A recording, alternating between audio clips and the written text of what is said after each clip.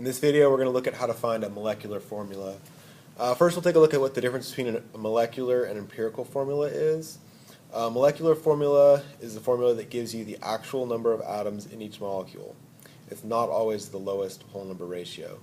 We see an example here of an empirical formula, CH2, and then a molecular formula, C3H6. Both of these formulas could be for this same compound. This compound has 1, 2, 3 carbons and 1, 2, 3, 4, 5, 6 hydrogens in each molecule. So the molecular formula tells us exactly how many carbons, 1, 2, 3, and how many hydrogens, 6, are in each molecule. The empirical formula is that same formula but reduced to the lowest whole number ratio. So a 3 to 6 ratio is the same as a 1 to 2 ratio. So we're going to look at how to find a molecular formula if you're given a molar mass and an empirical formula.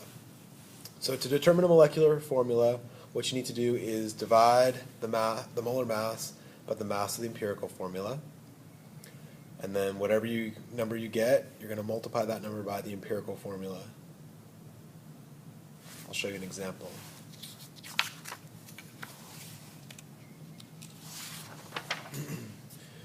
So in this example, we have a molar mass of 150 grams per mole, an empirical formula of CH2O. What is the molecular formula?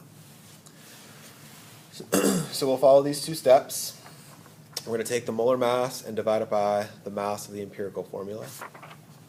So our empirical formula, CH2O, we're going to add this together. So 12 for the carbon plus 2 times 1 for the hydrogens plus 16 for the oxygen. When we do that, we get a molar mass, or a mass of the empirical formula of 30. So now we're going to take the molar mass, 150, and divide by the mass of the empirical formula, 30, and we get 5. So what's that telling us is that the molecular formula is 5 times greater than the empirical formula. So the empirical formula needs to be multiplied by 5. So we get C5H10O5.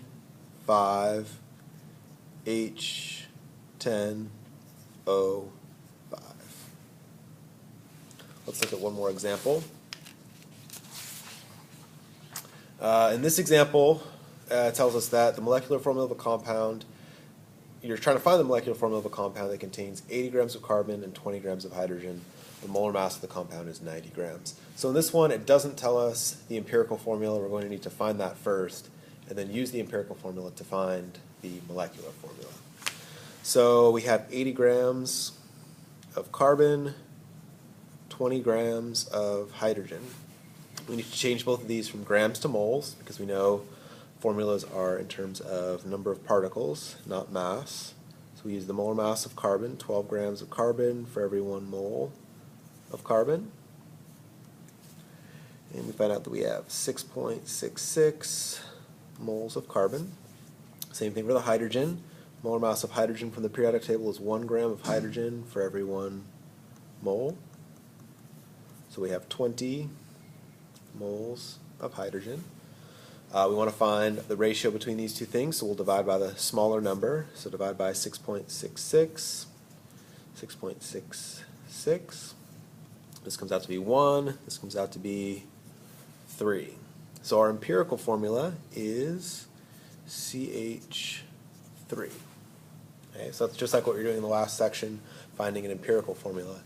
Now we're going to use that and the information that was provided in the problem, the molar mass, to figure out what the molecular formula is.